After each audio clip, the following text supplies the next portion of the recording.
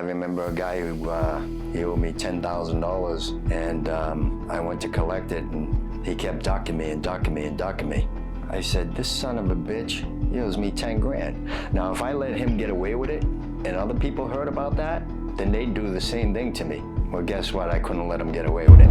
I waited for him, found out where he lived, and waited, and tracked him. I put a baseball bat in the gutter. I let it sit there and stay there. I waited for him, and he was coming out of his house one evening, and I get out of the car nonchalantly, dressed in black, and when I walked down the street, I just bent down to where the baseball bat was. I took that bat and I beat him half to death. James Devon on the mic, bringing you the hype. JD Show podcast, tune in tonight. Speaking truth and wisdom, never taking a dive. Entertaining the masses, keeping it tight. Listen up, don't miss a beat. JD Show, let's go. Flow with the flow, knowledge and laughter, all in one. Hey everybody, welcome back to the JD Show. I, of course, am your host, JD. It is Mastermind Monday in the house today, and we have a very unique guest for you guys. We have infamous former mobster, Jonathon Red Shea, now turned New York Times best-selling author. John, thank you so much for coming on the show, brother. It's a pleasure. Thank you. So my pleasure. You have a very unique story because you're known as one of the only mob bosses who is free today, who did not rat on his organization or his peers. Yet you live the freedoms just as every other American does without compromising your values and your code. So I'm just going to kick it off to you because I have so many questions along the way, but you know your story better than anybody else. So let's start at the beginning, maybe from childhood, like what led you up to getting involved with organized crime, all the drama in the middle, and then how we ended up here today with this book that we got. Make sure you guys are checking this out too. I've not had a chance to read the full thing yet because me and him, we just met earlier in the week, but so far from what I've read, some crazy tales in there. Well, I've been very fortunate with the book becoming a New York Times bestseller, first of all. It's definitely changed my life around by being able to write my story. And the guy who, most of these books that are written, as we all know, of this genre, they're all written by guys who became informants. I just thought it was unique and important for a guy who walked the walk. Why couldn't he tell his story? Why can't he tell his story? Why shouldn't he tell his story? I mean, we always hear from the opposite, the guy who couldn't walk the walk and who wouldn't walk the walk for whatever reason or whatever excuse. I just thought the perspective of the other side would be a great thing to be able to express and tell people. And, you know, you don't always have to, you know, you can always try to keep that integrity, you know, and take your responsibilities in life. And basically that's what the book is all about integrity, accepting responsibilities for the wrongs you've done without putting that responsibility on someone else's shoulders, if you will, to lessen your responsibility. Makes sense. So starting off in the beginning, like what was childhood like for you? Childhood was, we didn't have a lot. I didn't have a father at home. My mother was, we didn't have much money at all. She cleaned homes, she cleaned office buildings and stuff like that. She wasn't educated. But she had 4 kids at home at the time, and I'm the youngest. And, you know, trying to raise 4 kids without a father at home was pretty tough. You know, it's tough now. Back then it was pretty tough even more because, you know, let's face it, they didn't have the social networks to help people more in a situation like that.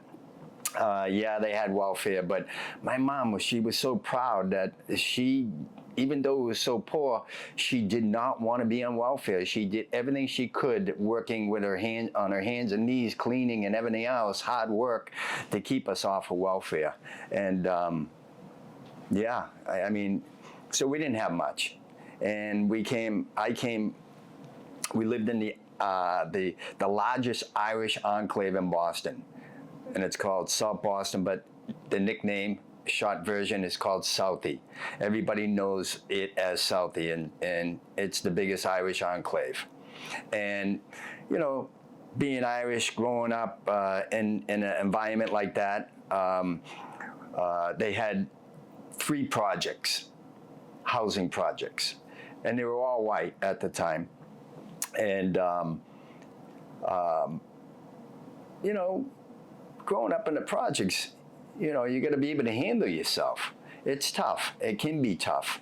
One of the best things that you could ever learn is to be able to defend yourself and to get through this, you know, the tough situations that you're facing as a young boy, and stuff like that.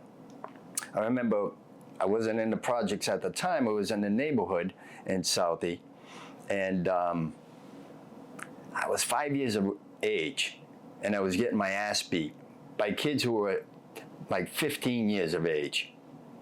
And the 2 of them were beating the shit out of me.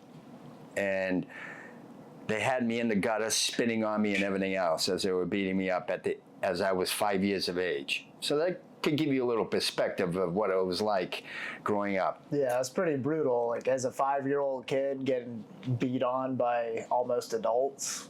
So I'm the baby in the family, so I ran home crying, and I was in such rage. I wanted to grab a weapon, even at that age, to defend myself and go back and defend myself. My sister asked me what the hell happened, and I told her. Well, the kid that was involved lived down the street from us. So she took me by the hand and went down the street, and my sister started beating the shit out of those 2 kids, those 2 boys, because she was just about their age also. And what really enraged my sister at the time was that they were spitting on me in the gutter, holding me down. Not just punching me and beating me up and being much older than me, but really the disgustingness of spitting all over me. Well, one kid ran off, and the other kid tried to run in his home, and she ran in after him, and there was a coat rack in the corner of the foyer. And she took that coat rack and started beating him with that coat rack, saying, "You'll never spit on my brother again." At that point, she grabbed me by the hand and she said, "You're going to the gym, boxing gym, and you're going to learn how to fight." I mean, that's where it all began for me with boxing. I took to boxing like a fish to water. I mean, I was going against kids my age. I was going against kids my size. So it was much easier for me, if you will. Right. But that said, I wasn't good at it. I wasn't good at it at all. There were kids that were there that were better than me, and I took my lumps and bumps, but I never quit. I never gave up. I said I'm gonna be better than these guys, or I'm gonna be as good as these guys. And holy behold, every day I kept going to the gym and in the gym and training and learning the art of boxing. And I started getting much better and better and better and better. And eventually I won many titles in the amateurs and the juniors. And then eventually I turned professional. And my first 2 professional fights were here in California. One in Reseda, California at the Country Club. And the other one was at the Olympic Auditorium, famous Olympic Auditorium, where they throw money into the ring after the fight for the winner and all that. So yeah, I came a long way. But during that point, when I was in the gym, I was meeting a lot of guys that were older guys that were from the neighborhood. And there were guys who were involved with the Irish mob. And by a guy named James Whitey Bulger. He was #1 and then became #2 by the most wanted FBI list. Well, the fact being is at the time, these guys were running with Whitey. Whether they were, some were very close to him, and some were just not as close, but they were all together.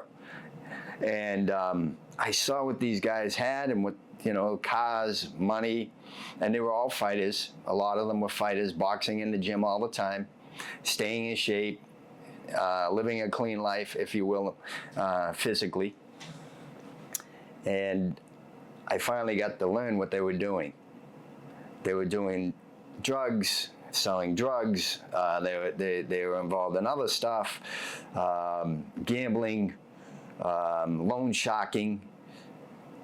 And I knew I had an opportunity to do the same because they took a liking to me. They saw I was tough. They saw I was eager. And again, I had nothing. I came from nothing. So it was an easy lure, if you would, for me to want something of that nature financially. Would you say that young men like yourself in that type of position were typically the ones that the mob wanted to recruit? Yeah, because those are the type of individuals that are easy to prey on, to bring in, and especially young guys like myself that were eager to prove themselves and to show that they're capable of being in that life. And that was definitely a fault that I had that they took advantage of. There's no doubt about it. And the other thing is, aspect of it was, I never had a father at home. So I was always looking for that father figure in a way, somehow, and that older brother, because I didn't have a brother either. So yeah, they knew that and they took advantage of that for sure. There's no doubt about it.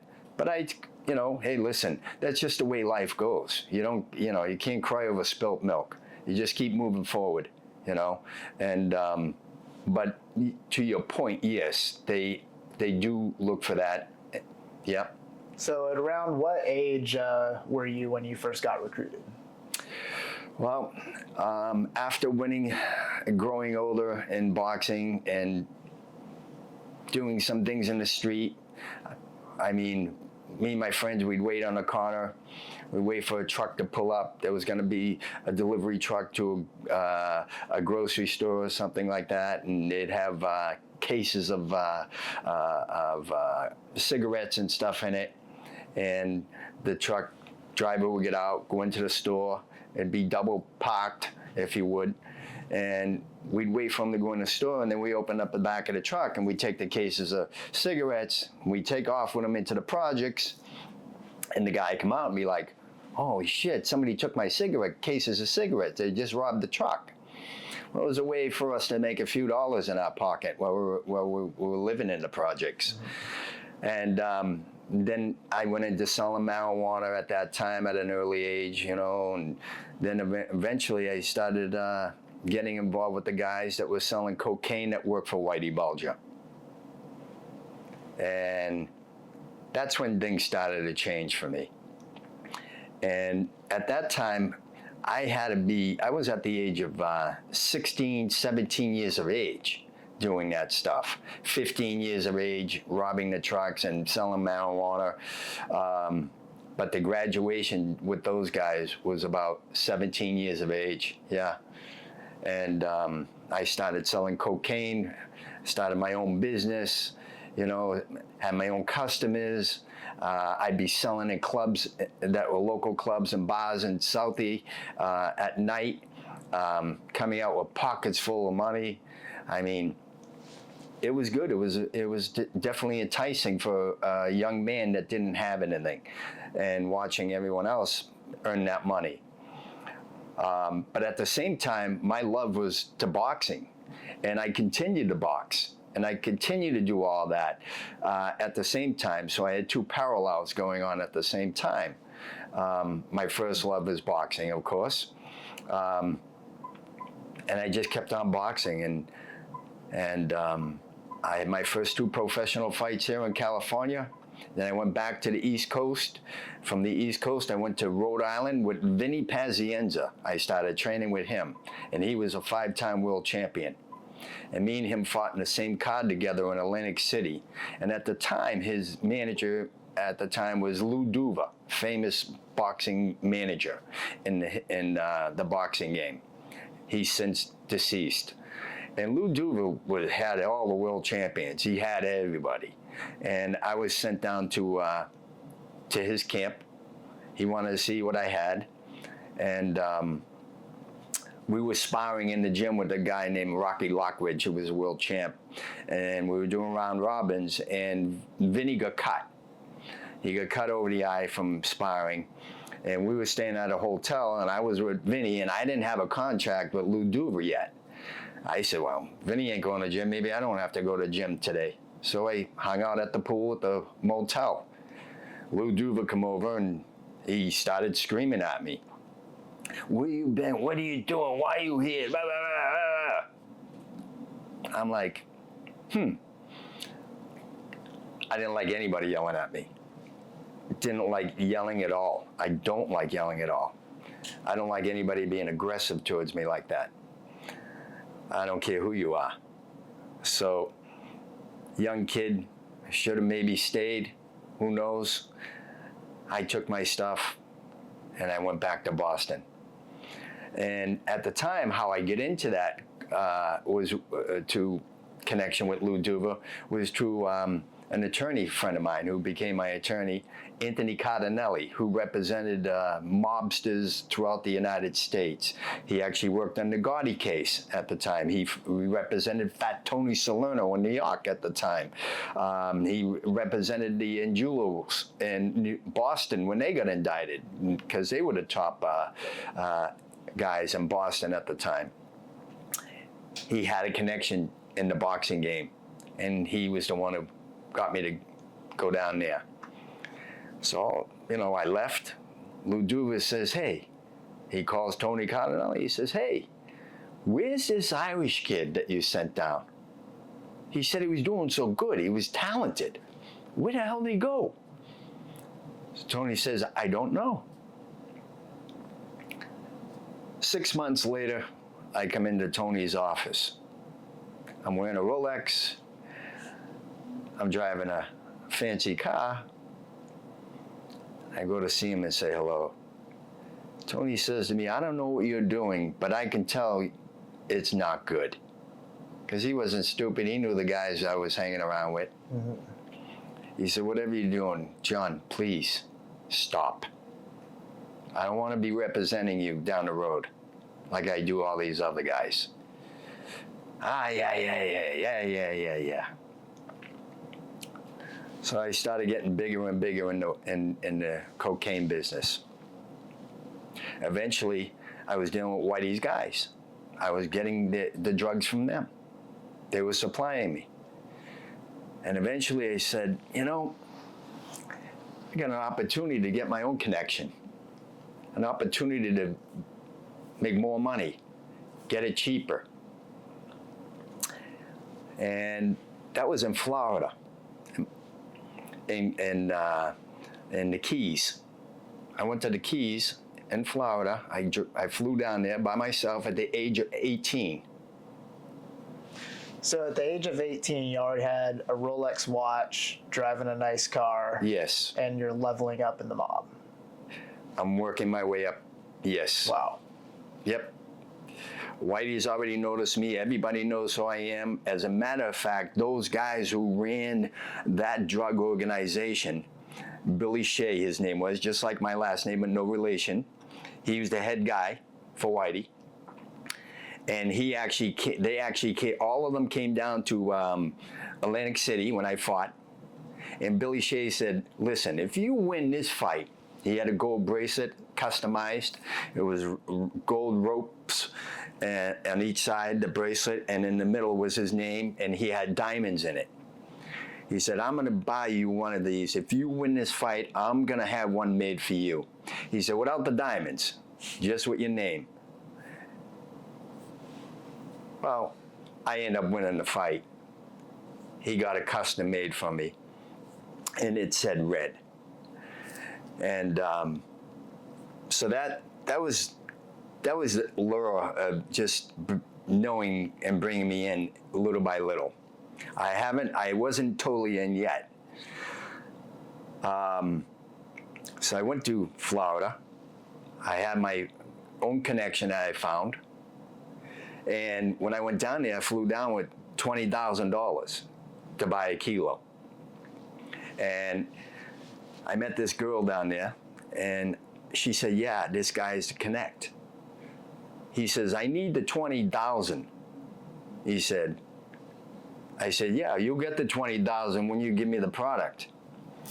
And he said, it's not how it works. You got to give me the 20 grand first. He said, and that way I know you're not a cop. I turned to the girl and I said, are you okay in this? Are you okay? And if I gave him the 20 grand, are you okay in that? Because it's on you if he doesn't come back with the $20,000. You're going to owe me the 20 grand. She said, I'm telling you, it's worth it. Yes, I'm okay in it. Okay. I gave him the 20,000. 18-year-old kid, give him 20 grand cash, flying to Florida. All of a sudden, I'm waiting and waiting and waiting and waiting. Guy doesn't come by. Doesn't come. I'm like, fuck. I'm yelling at her, you owe me 20 grand. You owe me 20,000. It was your word. You owe me $20,000. And before I leave here, I'm gonna be paid. She was scared shit.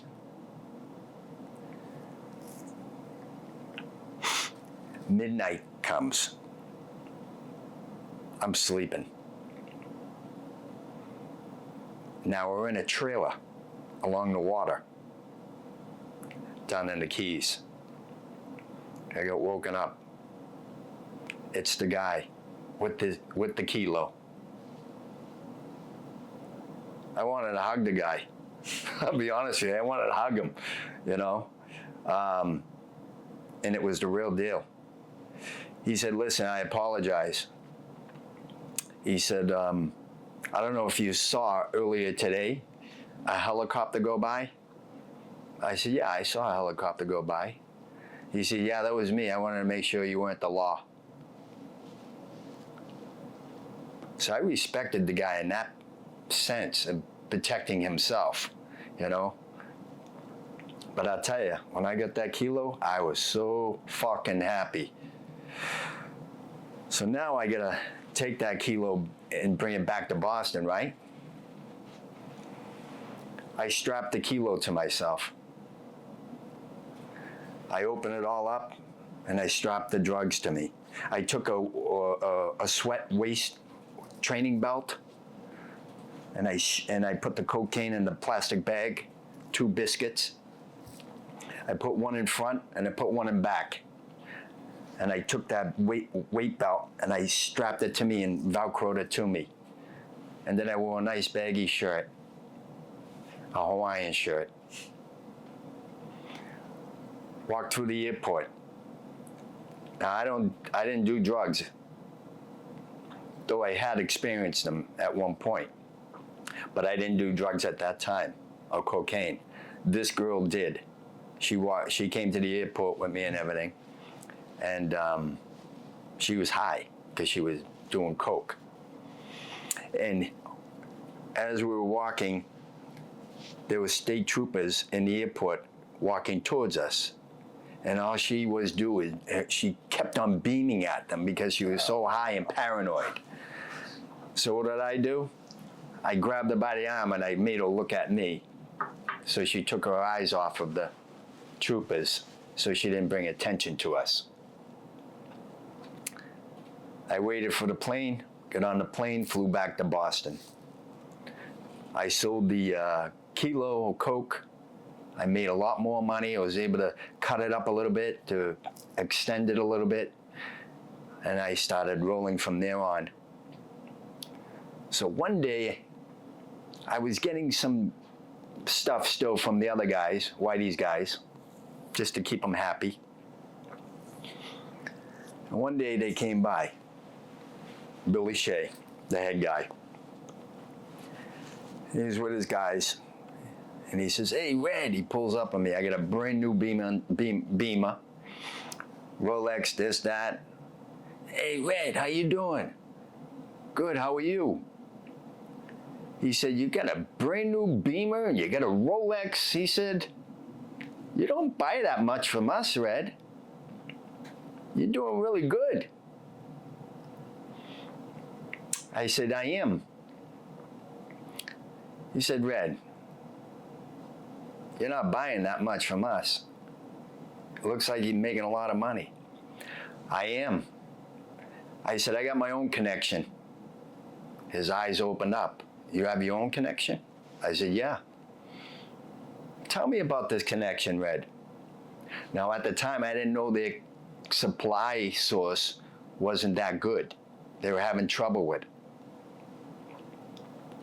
I said, I get kilos in Miami, Florida. You do? How much? It depends how many I buy. At this point, I've graduated from flying with the cocaine. I drive to Florida now, and multiple kilos I've been buying. I built my business. Wow, so this is pretty much like separate from the mob. This was all you. That is correct. Wow. And of course, I was doing business with them, and I knew we all knew each other from the neighborhood, and they all came down to Atlantic City, and he bought me the nice gold bracelet for winning. So we got to talking, and he said, Billy was a cunning guy, smart guy. He was educated in prison himself, got a college education. And he said, tell me about this connection. I told him. We got to talking. He said, why don't you come with us? Why don't you join us? Why don't you become a part of us? You can supply everything. You be the main supplier. That's what he said. I was like, and you can supply all our customers, but you don't have to involve your customers and bring them, converge them with us. You can keep your own. That's a no-brainer. I keep my customers and I get a piece of what your customers, because I'm supplying it. And now I'm part of the gang. Seemed like a no-brainer to me, a big money deal. Absolutely. Let's make it work. So I started running drugs from Boston to Miami with the mob now. I became the main supplier for them because their supplier fell off. Not only did I become the main supplier for them, but I was around that head guy, that boss, every day, almost every day, because he liked me around for more than one reason. He knew I could handle myself too. So if we went anywhere, he knew physically that he was safe with me, that he had a guy that could handle himself. So it was twofold for him. But he was a cunning guy, as I said earlier. He came to me and he said, listen, the cocaine that you're bringing up from Florida, I want you to take some of that cocaine and sell it to your customers and give me part of that money. I knew there was something up. I knew there was a catch somewhere. So I said to him, well, if you do that, you're going to weaken the product to your customers. And they might say something about that. It might be a riff, because you have all the other guys here involved too. He said, I don't give a fuck about them. I'm the fucking boss. You do what I say. Okay, you're the boss. So I went to a personal friend of mine, my boxing trainer at the time, who he knew very well. And I said, he wants me to do this, but I told him the product's going to be, you're going to compromise. They might say something. And he said, I didn't give a fuck. I'm the boss. He said, you know he's going to throw you under the bus if shit hits the fan. I said, I know that. That's why I'm coming to you and asking your advice. He said, it's real simple. If somebody questions you, you just tell them, don't question me. If you want to know an answer, go ask the boss. I'm not the boss. It's that simple. I went, yeah, you're right. Don't question me. Go talk to the boss about it. So holy behold, shit hits the fan, as I expected, suspected. And they come to me, the guys. They question me about it because I'm the guy who was bringing it up. And not only was I bringing it up, I was the guy who put it all together. And then we had our distributors just distribute it. But I was the guy who was able to put it together like a chemist, if you would. So they knew that my hands are all over it. When they came to me, I said, hold it right there. Don't come to me. Don't talk to me about it. If you want to know anything, go to the boss. He said, well, we went to the boss. He said to come see you. Don't come see me. Go talk to him. So what did they do? They went above him. They went to Whitey. And Whitey said, I know that guy. Made me a lot of money. But I know how cunning he is. This kid's a young guy. He's up and coming. He's not trying to step on toes. Step on toes. He wants to prove himself. And he said, I think the kid's telling the truth. So holy behold, Whitey says, he was in Florida. Whitey says, I want him up here now. Call him, he told the guys, and tell him I want him up here now. I knew what was happening. I said, you know, I'm going to take off for the weekend.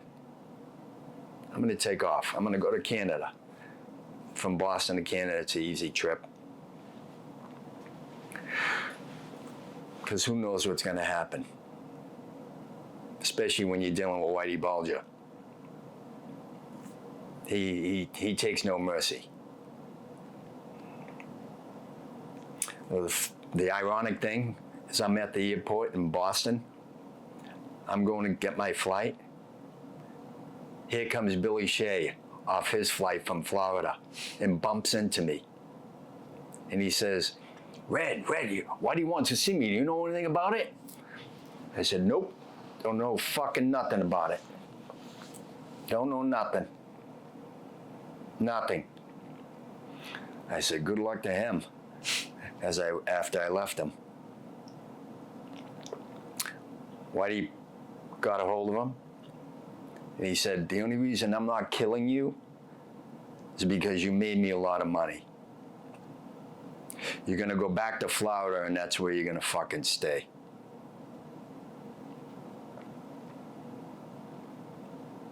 I come back from Canada, still wheeling and dealing, doing my shit with my customers. All of a sudden, I get a call. Hey, Red, want to see you. Yeah, sure. Absolutely. You got a call from Whitey? I get a call.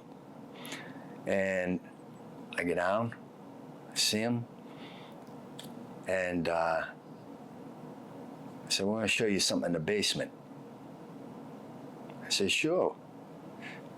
I get down in the basement, not thinking, you know. You weren't worried like this could be a bad thing? No, he wanted to show me, oh, yeah, sure. I get down in the basement, I turn around. I mean, I'm the first guy getting down there. I said, I turn around, I go, what do you want to show me? And all of a sudden, I have Uzis on me. Tell us about your friends, Red. Tell us where they keep their money, how much money they have, the guys that work with me that made money. I said, whatever they have, I gave them. Everything that they have is through me.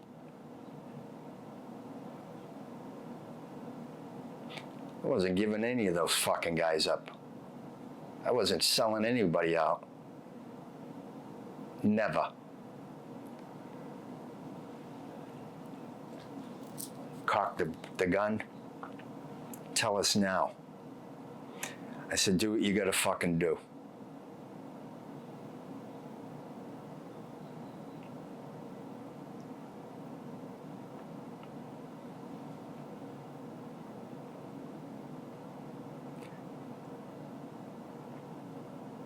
All of a sudden, a couple of minutes go by. He said, you passed. I passed. Yeah, you passed the test. And not the rat.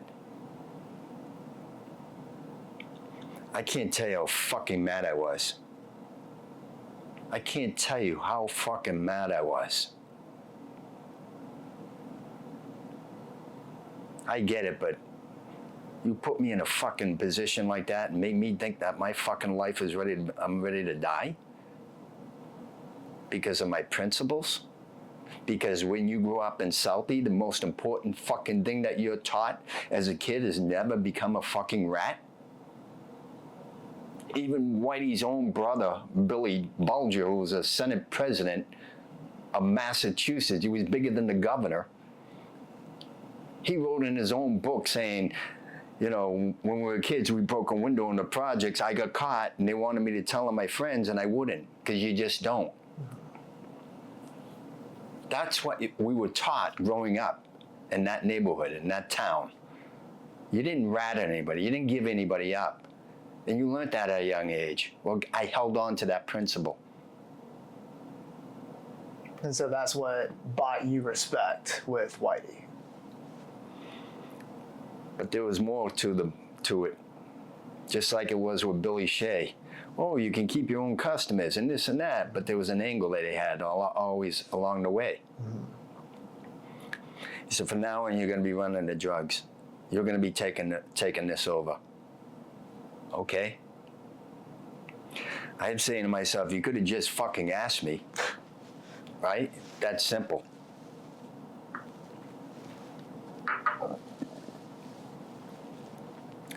Well, unbeknownst to me, I didn't realize, nobody knew at the time, that Whitey Bulger and his right-hand man, partner, Stevie Flemmy, both lethal killers, dealt with all the mob in Boston, every aspect of it. Nobody knew that there were FBI informants for 40 fucking years. 40 years. 40 years. That's insane. So the niche was, or the catch was, of me taking over. He actually was protecting Billy Shea, because maybe he figured Billy Shea wouldn't hold his water. The FBI in Washington had a meeting with the DEA in Washington. And the DEA said to the FBI, we're going to be targeting these guys in Boston, these Irish guys in Boston, who are running cocaine, drugs. We're going to be targeting them. We're going after them. So they met with the second in charge. His name was Potts at the time. And he went, oh, okay. So after the meeting, he says to his right-hand man, Potts, by the way, the guys that they're looking to target and go after in Boston, aren't those our top echelon informants? So his man says to him, yes, they are. He said, whatever you do, call Boston immediately. Call Boston immediately. Let them know that they need to be careful and there's nothing we can do about it at the moment. So they did. Whitey knew this investigation with the FBI, with the DEA was going to happen. He knew that he needed someone that he could trust that would never give him up. But he was able to give the DEA something to protect himself and buffer himself. So essentially, he saw you as the fall guy. He saw me as the sacrificial lamb, the guy who would never become a rat. And he did this throughout his course of his lifetime, where he did this with certain guys. He'd give them up, and then when they went to prison, they come out of prison, he'd take them back in like he was a champ, like they were champs, and he had solid guys next to him to make his reputation that much more solid. That was a knack that he had. And he knew I was never gonna rat, obviously, by putting me through that test. So the DEA had this big investigation going. They were following us, there were wiretaps, you name it, there was everything. And eventually, I got indicted, along with 52 other people that were all underneath me. Whether I knew them or didn't know them, they were all attached to me because I was the head guy.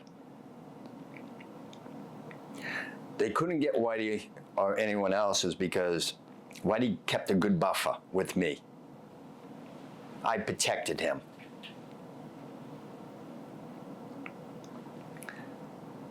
So we got arrested on a Friday. That Monday in the Boston Herald newspaper, one of the FBI guys leaked it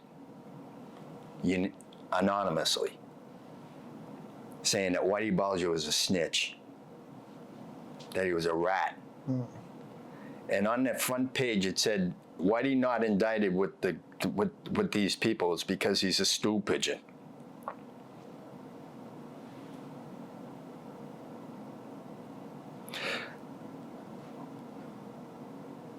Now they wanted to see guys roll.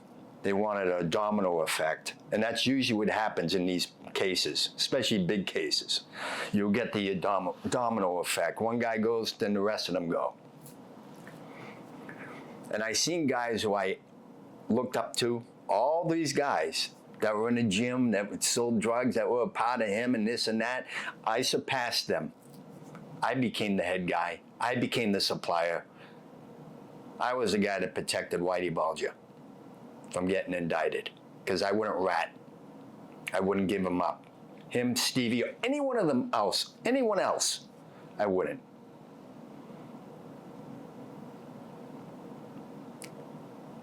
So this article published by the FBI, I assume this was a tactic to get you and the guys under you to... Well, he wanted to see Whitey Bulger go down because he was dirty. He was a dirty FBI agent with Whitey. Mm-hmm. Whitey had given him money, expensive bottles of wine, paid trips. So the idea, though, behind putting Whitey in the headlines as a rat, was that like a psychological tactic to discourage you guys to rat on him? Okay. Yeah. But it didn't work. Well, it did with some of the guys, but it didn't with me. I took two of the guys were talking, and I overheard them talking in prison. Now, mind you, I'd never been to prison in my life. Never been arrested in my life. Prior to that, and never been to prison. But what I did is prior to all that, I preconditioned myself.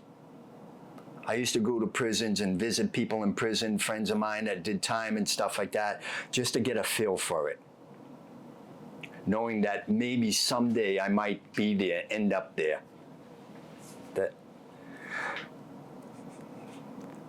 So these two guys that were there locked up with me, they started talking, whispering. And I told one of the guys who I looked up to. Now, mind you, I was the baby. I surpassed him and I looked up to him. So how old were you at this time again? Early 20s. Early 20s. And you're like the head honcho, but there's a lot of older guys there who've been around longer. That is correct. Okay. So I heard them talking, and well, if Whitey's doing this, we got to do that. I took him for a walk in the courtyard of the prison. I said, listen, and Whitey had been smart. He knew something like this could happen, or something like this could be said. So he told me beforehand, he said, you're probably going to hear things, he said, aren't true. He said, because they couldn't get me. He said, so the best thing they can do now is try to ruin my reputation to make other people rat. He said, just remember, their game and how they are, meaning the DEA, the government. Which made sense, at least at the time. So I took this individual for a walk around the courtyard in the prison. I said, even if Whitey's a fucking rat, we don't rat. You know that. You're the guy who used to preach that to me when I was younger. And now here you are saying this. We don't fucking rat. We handle our business. We take our fucking lumps and bumps for the wrongs we've done. And that's just the way it goes.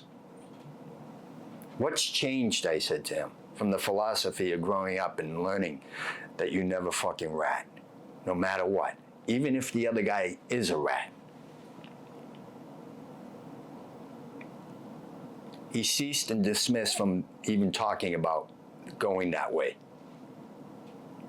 I stopped it after that conversation, that walk. Of course, I sent the information back to Whitey immediately, letting him know what was happening.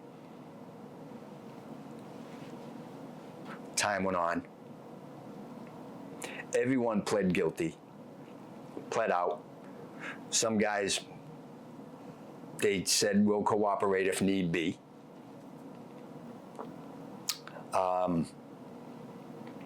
They were making their deals behind closed doors. I was the last guy to plead guilty, to take responsibility for my actions without putting it on anybody else's shoulders. I was facing a minimum of 20 years to life. Didn't know where it was going to go. Didn't know how it was going to play out. Though I had great lawyers. I have a picture that's in the book of me when I was a kid, of 7 years of age, sitting on a stool in the ring, listening to my boxing trainer giving me instructions. There was a guy that was the head of the organized crime unit, Jonathon Shields, who said Red Shea gets no break. The only break he's going to get is if he rats. We want Whitey Bulger, Stevie Fleming, and anyone else. That's the only way he gets a break. Head of the organized crime unit. So my lawyer went over his head to the head guy, the U.S. attorney. I happened to get lucky. At that time, the administrations were changing, and he wanted to be, because he was acting U.S. Attorney General, he wanted to be the main guy. Well, the administration was changing with presidents at the time. And he wasn't going to be picked. They were putting their own guy in there. So this guy at the time, I'm going to go into private practice then. So my lawyer went in to see him, knowing this.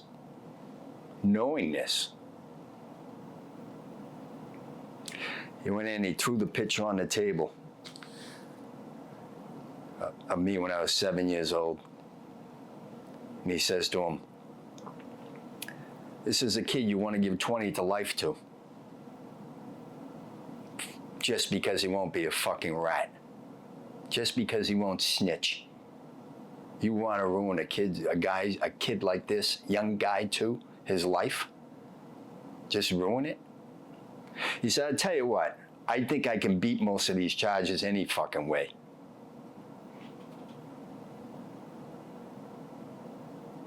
He said, I think I could get it down to at least 12 years.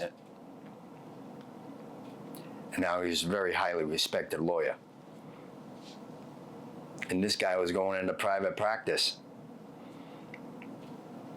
He didn't give a fuck. That organized crime, the guy underneath them gave a fuck. But he didn't give a fuck because he knew he wasn't staying there. Maybe he was a little pissed off. He said, okay, we'll make the deal. Red Shea's gonna do 12 years in prison. I'll drop the CCE so that can happen. The CCE is continuing a criminal enterprise. Otherwise, I wouldn't be able to get the 12 years. They had to drop that charge, that one charge. He dropped it. We got the 12 years. I was the last guy to plead guilty. And I thought about it. And my lawyer said, John, don't think about this. Everyone's counting on you. Everyone is counting on you. You're the last guy to close that door to this investigation. And it'll be done with. They're counting on you. I knew that. I said, let's do it. 12 years it is. It could have been worse.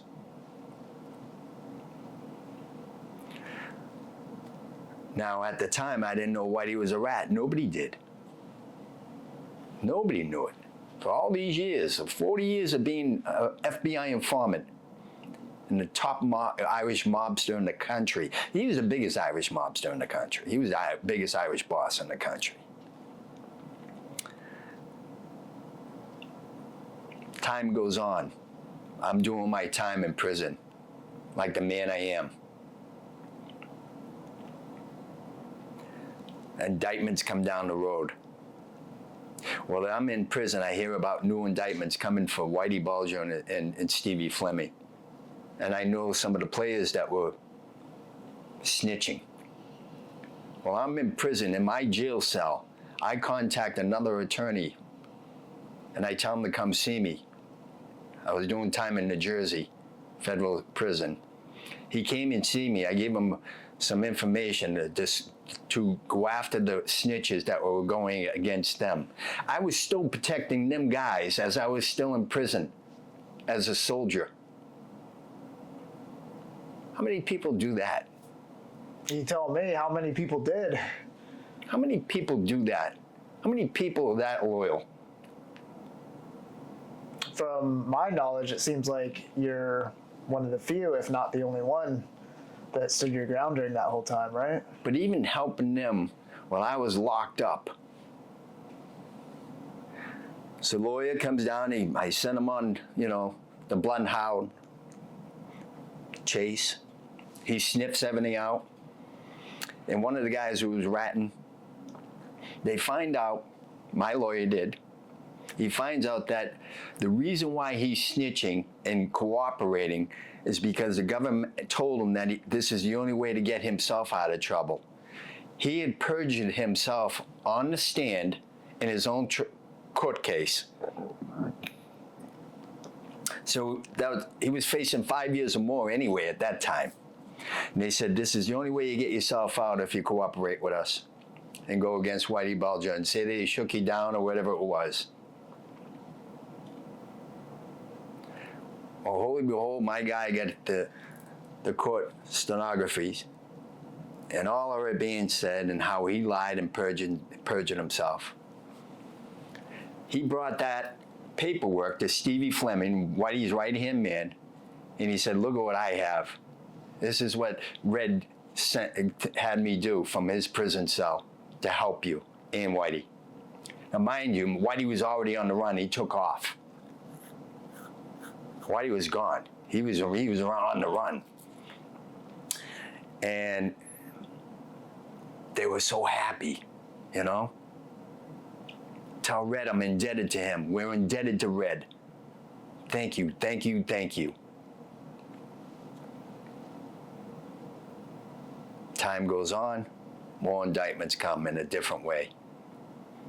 And then those guys started flipping on each other.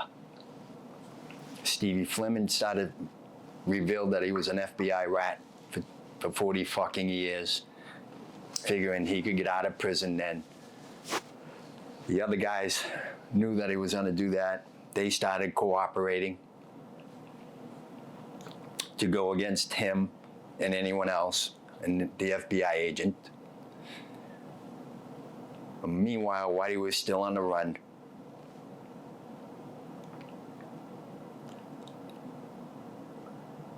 And eventually, it came out that they were all rats. I got the information while I was doing my time in prison. And I can't tell you, I picked up that phone and made a phone call home. And one of the guys that cooperated against Whitey and Stevie, this is before he cooperated. He said, well, yeah, they are rats. He said, but you know, I could live with that. It's not over the phone in prison. I'm doing my time like a fucking soldier, like a man, accepting full responsibility, and even trying to help you not get in trouble while I'm doing my time. And you're gonna tell me you can live with that? I fucking took that phone, I slammed it down. But when I heard those words that he was a rat, it was like someone reached inside me and pulled my fucking heart out.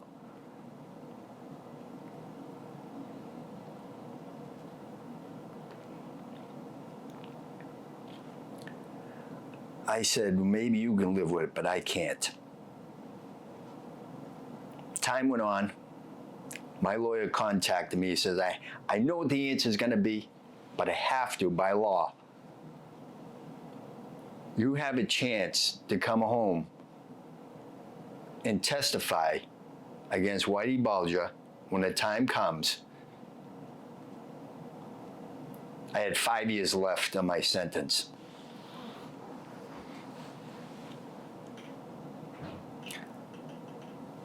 I said, listen, I know you know what the answer is going to be. I walked inside prison as a fucking man. I'm going to walk out as a man.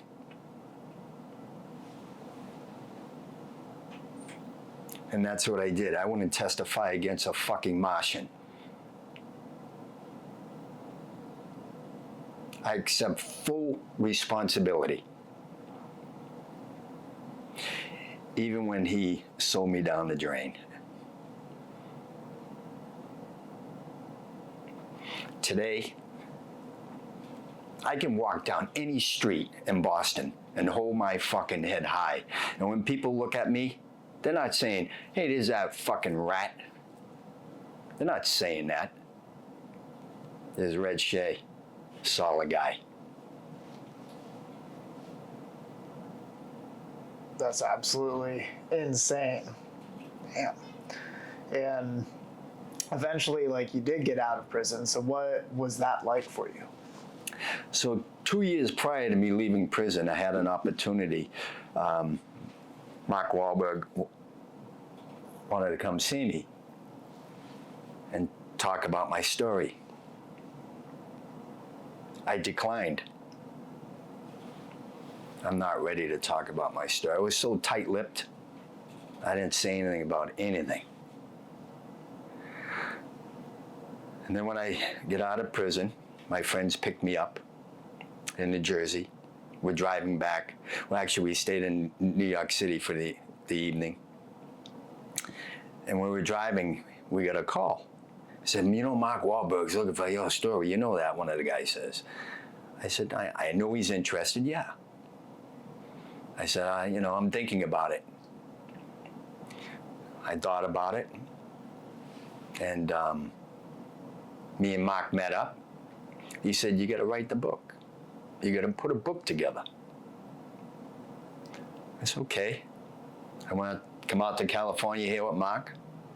He brought me, at the time it was the Endeavor agency that he belonged to. He actually brought me to UTA, United Talent Agency too. He said, you have a choice. I said, I'm going to stick with the horse that I'm riding with here. I'm gonna go to the agency you're with. He said, okay.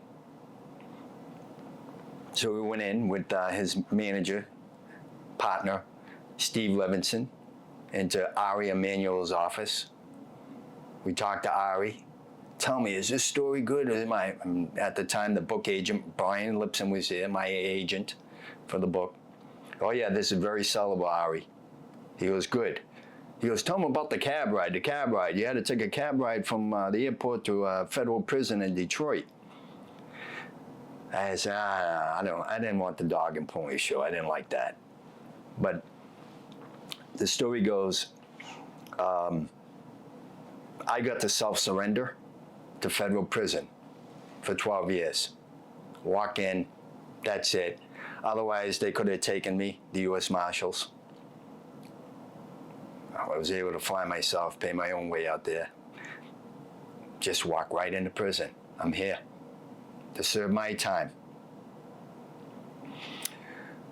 So I hired a taxi from the hotel to Milan, Michigan, in federal prison.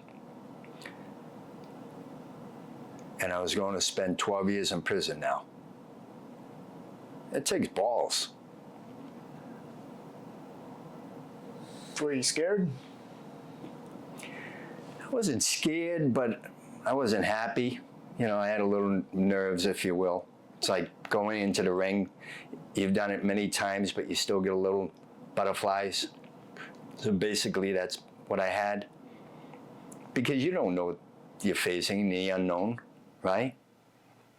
No matter how tough I am, you know, you never know in prison. So on the way to prison, I got the taxi. I get in the taxi. The taxi driver says to me, hey, man. He said, where you going? Well, Milan, Michigan, federal prison. He said, yeah, I'll take you there. He said, you want me to wait for you? Because I can wait for you too, you know? I said to him, that won't be necessary. I said, and you'll be waiting a long time. And he realized at that point that I was going to be staying there. He goes, what? I said, I'm going to be staying there for a long time. He said, are you fucking kidding me? He says, I'll turn this fucking cab around right now you want so, man. I will. I said, I'm all set. I got an obligation, and I got to fulfill that obligation.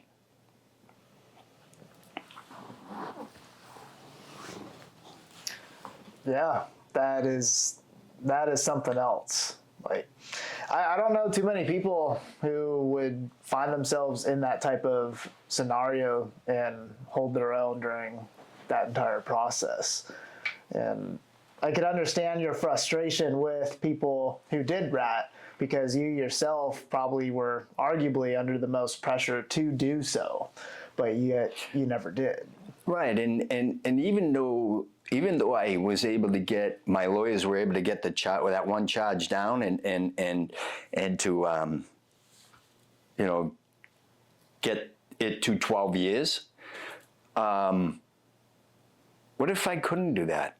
What if that didn't happen? I was still taking it. I was still going to take whatever it ended up. So originally you were facing 20 years to life. That is correct. So what were some of the charges? The biggest charges was mostly conspiracy, and because they never caught me with anything. And the biggest charge was being a kingpin. So that's actually something they could charge you with. Oh, 100% in the conspiracy, yeah. Interesting. Yeah, they had 3,000 hours of recordings, wiretaps, and everything else. So they pretty much had you dead to rights. They had us all dead. Dang. Now, I know most people, when they hear about the mafia, mob stories, they associate it with brutal, utter violence. Is that something you came across during your time? Sure, we have. Yep. Absolutely. I mean, I remember a guy who he owed me $10,000, and I went to collect it, and he kept ducking me and ducking me and ducking me. I said, "This son of a bitch, he owes me 10 grand." Now, if I let him get away with it, and other people heard about that, then they'd do the same thing to me. Mm-hmm. Well, guess what? I couldn't let him get away with it. I waited for him. I waited, found out where he lived, and waited, and tracked him.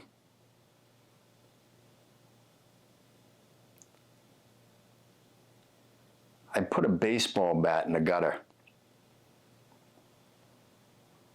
I let it sit there and stay there.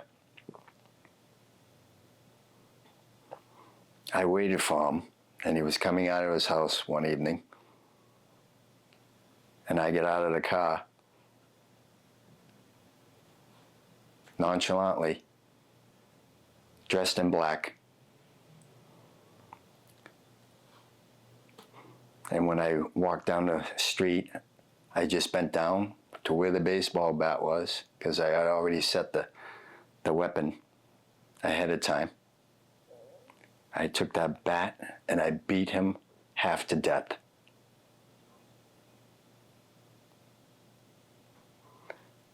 I left him on the street, and I said, "That's a $10,000 beating." Never seen the guy again. He left town. Now, reflecting back on that, do you ever feel a sense of guilt, or would you say it's fully deserved? You know, I don't condone anything that I've done that was illegal by any means. And what I've done, I paid my debt to society for.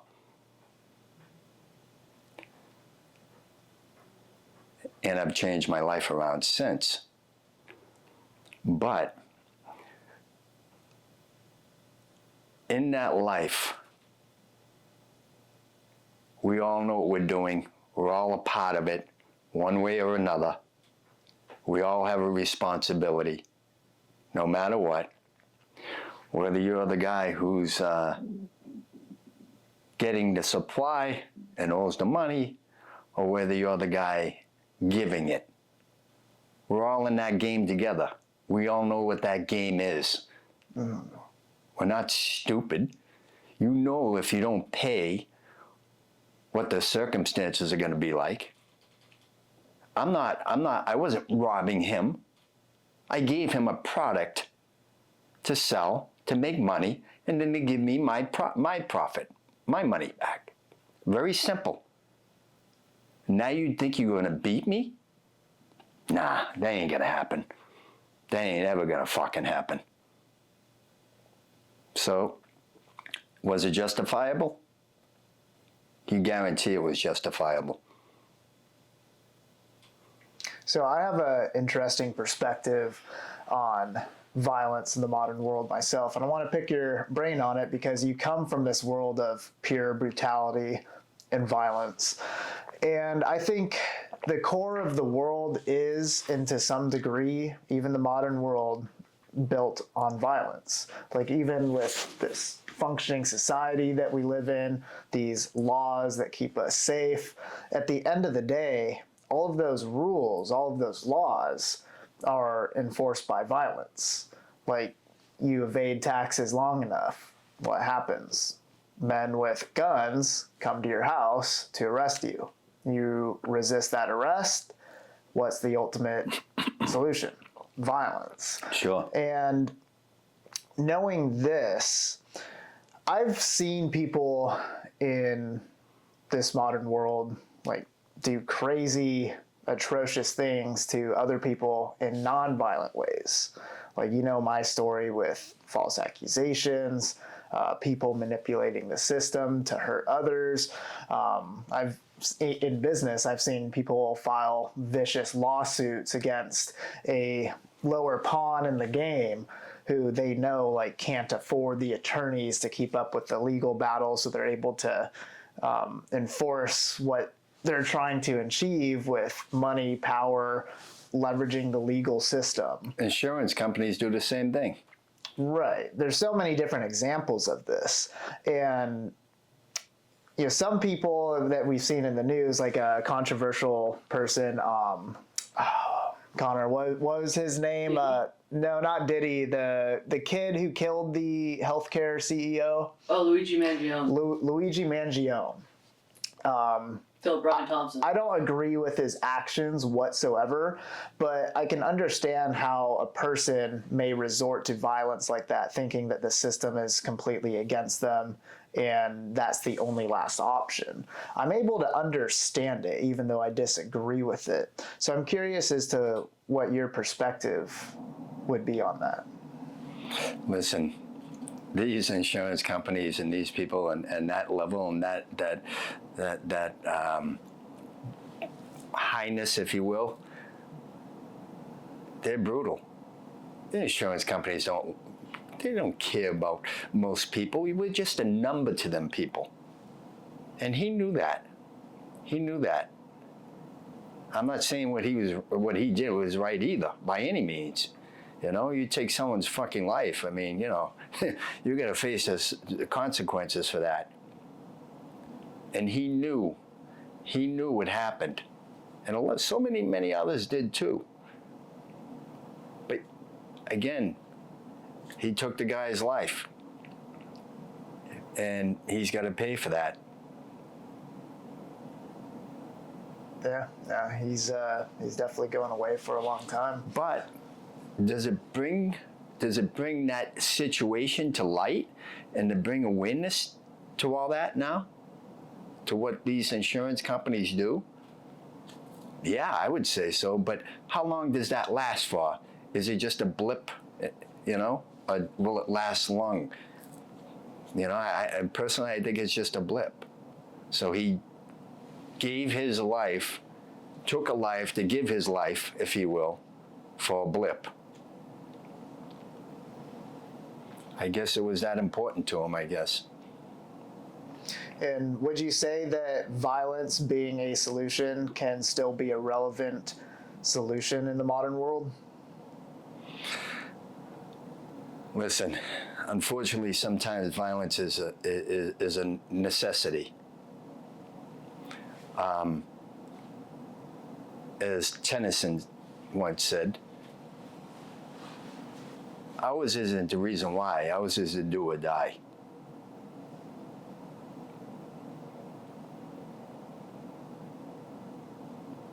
Yeah. Well, closing this segment off, this has been a really interesting interview. Let's bring it back to a lighter note, though. Where you're at now, moving forward, what are you most excited about, and what's the next step for you? Well, the next step is continuing on the path that I've been on with the book.